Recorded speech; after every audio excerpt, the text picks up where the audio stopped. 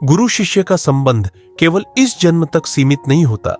यह एक दिव्य संयोग होता है जो आत्मा को उसके वास्तविक मार्ग पर ले जाता है।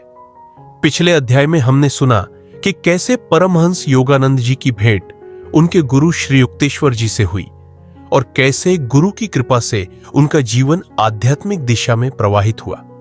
अगर आपने वह अध्याय नहीं सुना है तो उसे जरूर सुने, क्योंकि आत्मज्ञान की यह यात्रा एक एक अध्याय से जुड़ी हुई है।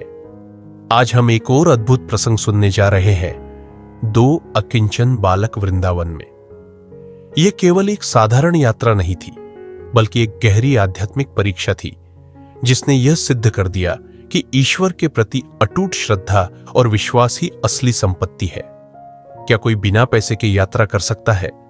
क्या केवल ईश्वर भक्ति के सहारे जीवन की सभी जरूरतें पूरी हो सकती हैं? क्या यह संसार वास्तव में ईश्वर की योजना के अनुसार संचालित होता है? आइए इस प्रेरणादायक ऑडियो बुक को सुने और जानें कि आध्यात्मिक शक्ति के आगे भौतिक सीमाएं कोई मायने नहीं रखती। और हां, हमारे बाकी अध्याय भी जरूर सुने, क्योंकि हर अनुभव एक नई सीख और नई अनुभूति लेकर आता है। यदि पिताजी तुम्हें उत्तराधिकार से वंचित कर दे तो कोई अन्याय नहीं होगा मुकुंद। कितनी मूर्खता से तुम अपना जीवन व्यर्थ गंवा रहे हो। ज्येष्ठ भ्राता का हितोपदेश मेरे कानों पर आक्रमण कर रहा था। जितेंद्र और मैं ताजे ताजे, केवल एक वाक्यालंकार, हम थे धूलि धूसरित। रेलगाड़ी से उतरकर अनंतदा के घर पहुंचे थे, जो हाल ही में कोलकाता से स्थानांतरित होकर इस प्राचीन नगरी आगरा में रहने आए थे। वे सरकारी लोक निर्माण विभाग PWD में सुपरवाइजिंग अकाउंटेंट थे। आपको भलीभांति मालूम है अनंतदा कि मैं अपने परमपिता से अपना उत्तराधिकार प्राप्त करना चाहता हूं। पहले पैसा फिर भगवान। कौन जाने, जीवन अत्यधिक लंबा भी हो सकता है। पहले भगवान, लक्ष्मी तो उनके अधीन है। कौन कह सकता है जीवन अत्यधिक छोटा भी हो सकता है। मेरा यह जवाब केवल प्रसंगानुरूप दिया गया प्रत्युत्तर था। इसमें किसी पूर्वाभास का कोई संकेत नहीं था। अफसोस, अनंत का जीवन सचमुच छोटा साबित हुआ। लगता है आश्रम में बड़ा ज्ञान पा लिया है तुमने, पर बनारस तो तुमने छोड़ दिया है। अनंतदा की आंखें आत्मतृप्ति के भाव से चमक रही थी। उन्हें अब भी आशा थी कि वे मेरे पंखों को समेटकर मुझे पारिवारिक घोंसले में सुरक्षित रख पाएंगे। बनारस में मेरा अल्पवास व्यर्थ नहीं हुआ। मेरा हृदय जिसके लिए तड़प रहा था, उसे मैंने वहां पा लिया है। और आप निश्चिंत रह सकते हैं कि वह आपके पंडित या उनके सुपुत्र नहीं है। उस प्रसंग की याद में अनंतदा भी मेरे साथ हंस पड़े। उन्हें यह स्वीकार करना पड़ा कि बनारस के जिस अंतर्दर्शी को उन्होंने नियुक्त किया था, वह अल्पदर्शी ही सिद्ध हुआ था। तो अब तुम्हारा क्या विचार है मेरे घुमक्कड़ भाई? जितेंद्र ने मुझे आगरा आने के लिए मनाया। यहां हम ताजमहल की सुंदरता देखेंगे और उसके बाद हम लोग मेरे नए नए ही मिले गुरु के पास जाएंगे, जिनका आश्रम श्रीरामपुर में है, मैंने कहा। अनंत ने हमारे रहने की आरामदेह व्यवस्था की। उस दिन शाम को मैंने अनंत को कई बार चिंतनशील भाव से मुझ पर दृष्टि गड़ाए देखा। मैं इस दृष्टि को अच्छी तरह पहचानता हूं। मैंने सोचा कोई षड्यंत्र रचा जा रहा है। सुबह जल्दी ही हम नाश्ता करने बैठे, तब षड्यंत्र का रहस्योद्घाटन भी हो गया।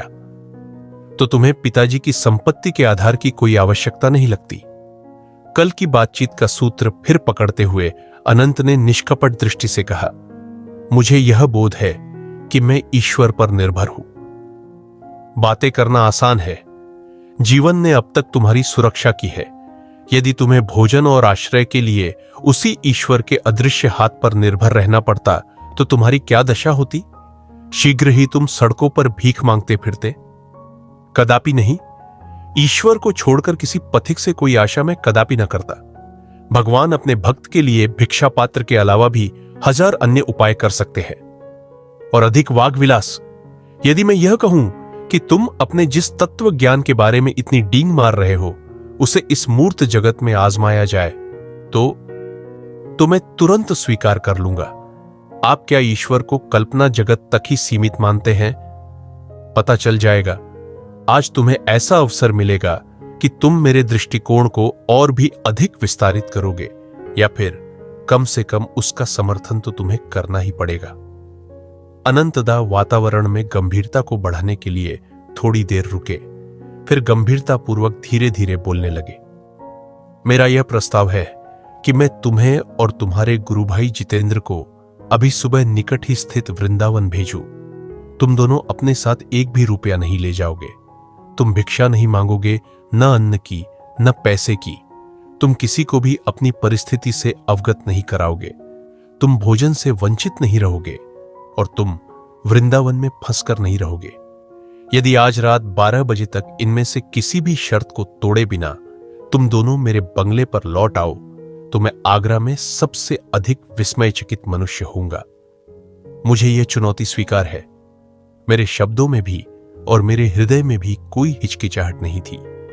ईश्वर की तत्काल कृपा की कृतज्ञतापूर्ण स्मृतियां मेरे मन में कौंध गई। लाहिड़ी महाशय की तस्वीर के सामने प्रार्थना करने से, प्राणघातक हैजे से मेरी मुक्ति, लाहौर में छत पर मुझे 2 पतंगों का लीलामय ढंग से उपहार दिया जाना, बरेली में घोर निराशा के बीच सही अवसर पर ताबीज का मेरे पास आना, बनारस में पंडित के आंगन के बाहर से साधु द्वारा निर्णायक संदेश का दिया जाना, जगत जननी मां का दर्शन और उनकी दिव्य प्रेम वाणी, जगत जननी द्वारा मेरी छोटी से छोटी परेशानियों को भी मास्टर महाशय के माध्यम से हटाया जाना, हाई स्कूल की अंतिम परीक्षा उत्तीर्ण करने में अंतिम क्षण में किया गया मेरा मार्गदर्शन, और सर्वोच्च वरदान मेरे जीवन भर के सपनों की धुंध से प्रकट हुए मेरे जीते जागते गुरुदेव। मैं कभी भी यह मानने के लिए तैयार नहीं होता कि मेरा तत्व ज्ञान संसार की किसी भी कसौटी पर खरा नहीं उतरेगा, चाहे वह कसौटी कितनी ही कठोर क्यों न हो। तुम्हारी यह अनुकूलता सराहनीय है।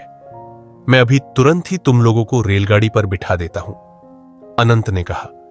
वे आश्चर्यचकित जितेंद्र की ओर मुड़े।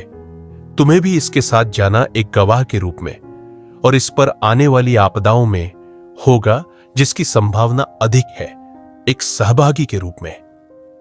आधे घंटे के बाद जितेंद्र के और मेरे हाथ में आगरा से वृंदावन के टिकट आ गए। स्टेशन के एक एकांत भाग में जाकर हमने अनंत को अपनी तलाशी लेने दी। अनंतदा शीघ्र ही आश्वस्त हो गए कि हम कोई छिपा खजाना अपने साथ नहीं ले जा रहे थे। जो छिपाना आवश्यक था उससे अधिक हमारी सादी धोतियों में कुछ भी नहीं छिपा हुआ था। जैसे ही विश्वास ने वित्त प्रबंध के महत्वपूर्ण क्षेत्र पर आक्रमण किया तो मेरे मित्र ने विचलित स्वर में कहा, अनंतदा, आप सुरक्षा की दृष्टि से मुझे 1-2 रुपये देकर रखिए, तब मैं किसी संकट की घड़ी में आपको तार दे सकूंगा। जितेंद्र, तीव्र स्वर में मैंने उसकी भर्त्सना की, यदि तुम आखिरी उपाय के तौर पर कोई पैसा अपने साथ लोगे तो मैं इस परीक्षा में नहीं आऊंगा। सिक्कों की खनक में दिलासा देने की कोई शक्ति होती है? मेरी कठोर दृष्टि को देखते हुए जितेंद्र इससे अधिक कुछ नहीं बोला। मुकुंद, मैं निष्ठुर नहीं हूं। कोमलता की हल्की सी झलक अनंत के स्वर में आ गई थी।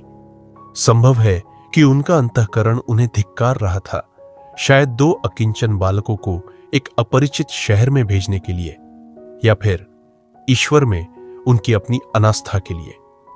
यदि संयोगवश या भगवान की कृपा से तुम इस वृंदावन परीक्षा में सफल हो गए तो मैं तुमसे मुझे अपना शिष्य बनाकर दीक्षा देने का निवेदन करूंगा। इस असामान्य परिस्थिति में उनके द्वारा की गई प्रतिज्ञा में एक विसंगति थी।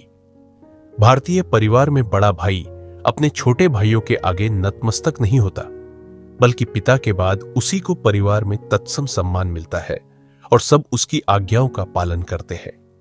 परंतु इस विषय में मेरे कुछ कहने के लिए समय नहीं था। हमारी गाड़ी छूटने वाली थी। गाड़ी दौड़ती जा रही थी और जितेंद्र उदास होकर खामोश बैठा था। आखिर हरकत में आते हुए वह मेरी ओर झुका और एक नाजुक स्थान पर पीड़ाजनक छुटकी काटते हुए बोला, मुझे तो कोई लक्षण दिखाई नहीं दे रहे कि भगवान हमारे अगले भोजन की कोई व्यवस्था करने वाले हैं। चुप रहो संशयात्मा, भगवान हमारे साथ है और हमारी सारी व्यवस्था कर रहे हैं। क्या तुम उनसे जरा जल्दी कराने की भी व्यवस्था कर सकते हो? अपने आगे की परिस्थिति के विचार से ही मैं भूख से अधमरा हुआ जा रहा हूं। मैं बनारस से ताजमहल देखने के लिए चला था, अपने मकबरे में प्रवेश करने के लिए नहीं। अब खुश हो जाओ जितेंद्र, हम आज वृंदावन के पवित्र स्थानों का पहली बार दर्शन करने जा रहे हैं ना। मुझे तो इस विचार से ही गहरा आनंद हो रहा है कि भगवान श्री कृष्ण की पद्धूलि से पुनीत उस भूमि पर आज हम चलेंगे। हमारे डिब्बे का दरवाजा खुला और दो सज्जन अंदर आकर बैठ गए। अगले ही स्टेशन पर हमें उतरना था। बच्चों, वृंदावन में क्या कोई तुम्हारी जान पहचान का है? मेरे सामने बैठा हुआ अपरिचित व्यक्ति हम में आश्चर्यजनक रुचि ले रहा था। आपको इससे प्रयोजन? बेरुखेपन से मैंने अपनी दृष्टि घुमा ली। शायद तुम लोग चित्तचोर के सम्मोहन में अपने परिवारों से भागे जा रहे हो। मैं स्वयं भक्ति प्रधान प्रकृति का मनुष्य हूं। मैं इसे अपना कर्तव्य मानता हूं कि इस असह्य गर्मी में मैं तुम लोगों के रहने खाने की व्यवस्था करूं। नहीं महोदय, हमें अकेला छोड़ दीजिए। यह आपकी बड़ी कृपा है, परंतु हमें घर से भागे हुए समझने में आप भूल कर रहे हैं। इसके आगे कोई वार्तालाप नहीं हुआ। गाड़ी स्टेशन पर पहुंचकर रुक चुकी थी। जितेंद्र और मैं प्लेटफॉर्म पर उतरे तो हमारे संयोग से सहयात्री बने सज्जनों ने हमारे हाथ थामकर एक घोड़ा गाड़ी को बुलाया। हम एक भव्य वैभवशाली आश्रम के सामने उतरे, जिसके चारों ओर सुंदर बाग बागीचा था और सदाबहार वृक्ष थे। हमें ले आने वाले सज्जन स्पष्टतया यहां भलीभांति परिचित थे। कुछ भी कहे बिना एक मुस्कुराता लड़का हमें बैठक खाने में ले गया। शीघ्र ही वहां एक शालीन सौम्य दर्शना प्रौढ़ महिला आ पहुंची। गौरी मां, राजकुमार तो नहीं आ सके? दो में से एक सज्जन ने आश्रमवासी महिला से कहा। अंतिम क्षण में उन्हें अपना कार्यक्रम बदलना पड़ा। इसके लिए उन्होंने खेद व्यक्त किया है, परंतु हम दूसरे दो अतिथियों को ले आए हैं। जैसे ही गाड़ी में हमारी मुलाकात हुई, मैं इनकी ओर खींच गया। मुझे ये कृष्ण भक्त प्रतीत हुए। अच्छा बच्चों, हम चलते हैं। भगवान ने चाहा तो फिर मुलाकात होगी, दोनों सज्जनों ने दरवाजे की ओर जाते हुए कहा। यहां तुम दोनों का स्वागत है। गौरी मां ममतामयी ढंग से मुस्कुराई। तुम्हारे आगमन का आज से अधिक अच्छा दिन दूसरा कोई न होता। आज इस आश्रम के दो आश्रयदाता राजकुमार यहां आने वाले थे। कितने खेद की बात होती यदि मेरे बनाए पकवान को सराहने वाला कोई न होता।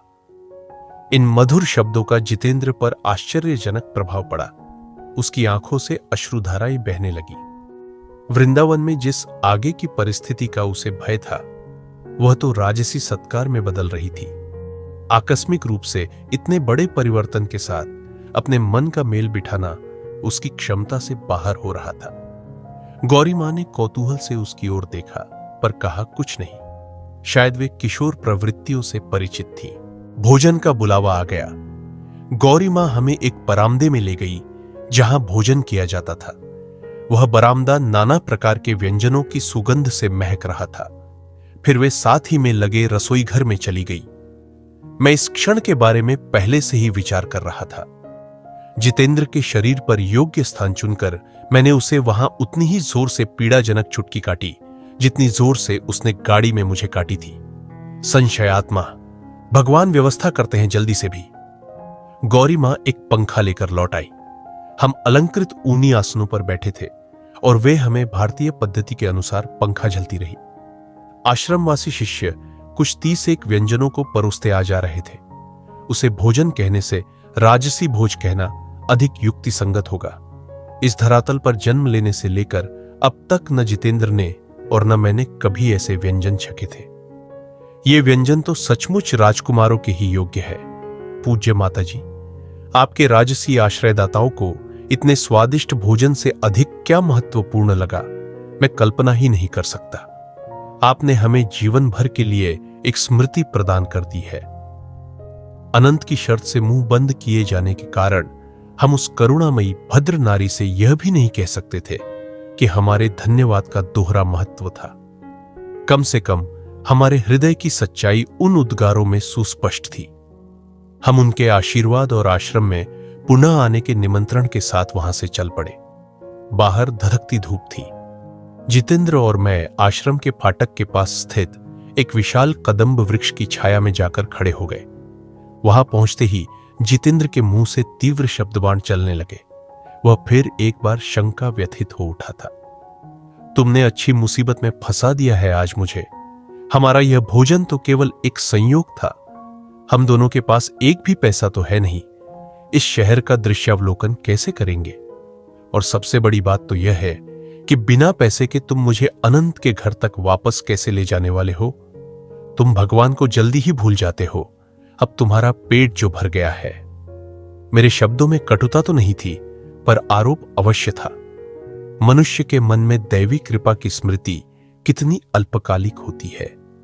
ऐसा कोई भी मनुष्य नहीं है जिसकी कोई न कोई प्रार्थना कभी न कभी पूरी न हुई हो।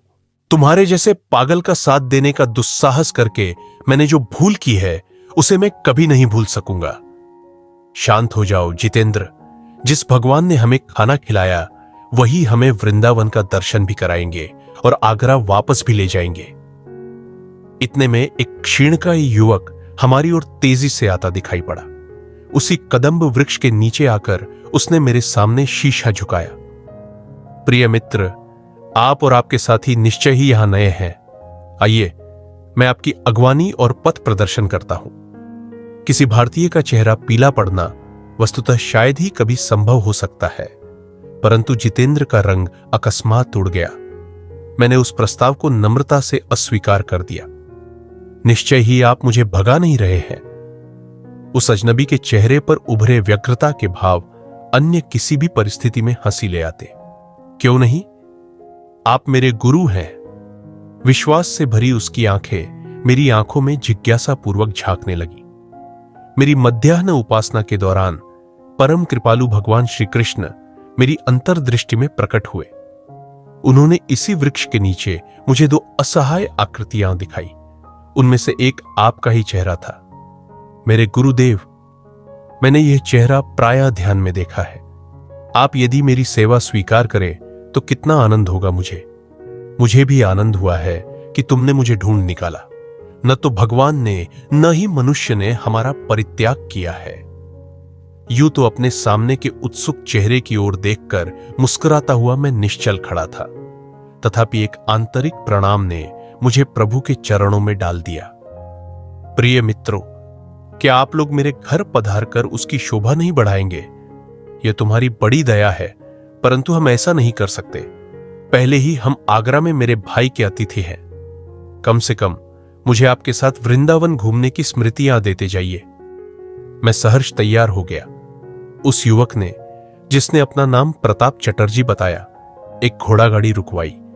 हम लोगों ने मदन मोहन मंदिर और कुछ अन्य कृष्ण मंदिरों में जाकर दर्शन किए। हमारा मंदिर दर्शन समाप्त होने से पहले ही रात हो गई। क्षमा कीजिए, मैं थोड़ा संदेश ले आता हूं। प्रताप रेलवे स्टेशन के नजदीक एक दुकान में चला गया। जितेंद्र और मैं उस चौड़ी सड़क पर, जो उस समय कुछ ठंडक के कारण भीड़ से भर गई थी, टहलने लगे।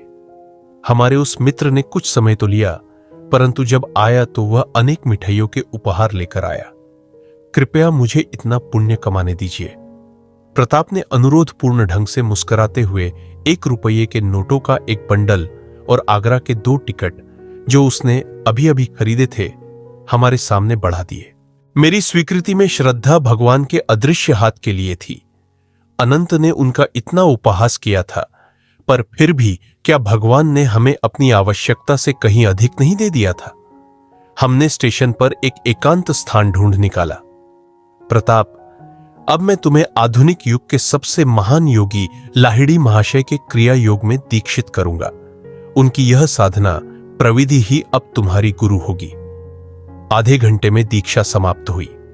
क्रिया अब तुम्हारी चिंतामणि है, मैंने नए शिष्य से कहा। जैसा कि तुमने अभी देखा, यह प्रविधि अत्यंत सरल है और इसमें मनुष्य के आध्यात्मिक विकास की गति बढ़ाने की प्रक्रिया निहित है। हिंदू शास्त्र कहते हैं कि जन्म लेने वाली आत्मा को माया से मुक्त होने के लिए 10 लाख वर्ष लगते हैं। यह प्रकृति के अवधिक क्रिया योग के अभ्यास से बहुत घट जाती है। जैसे पौधे की विकास गति को उसकी प्राकृतिक गति से कहीं अधिक बढ़ाया जा सकता है, जैसा कि सर जगदीश चंद्र बोस ने प्रदर्शित कर दिया है, वैसे ही मनुष्य के मनोवैज्ञानिक विकास की गति को भी वैज्ञानिक तरीके से बढ़ाया जा सकता है। निष्ठापूर्वक साधना करो, तुम समस्त गुरुओं के गुरु के पास पहुंच जाओगे। इस चिर इच्छित यौगिक कुंजी को पाकर मैं जैसे दूसरे लोकों में पहुंच गया हूं।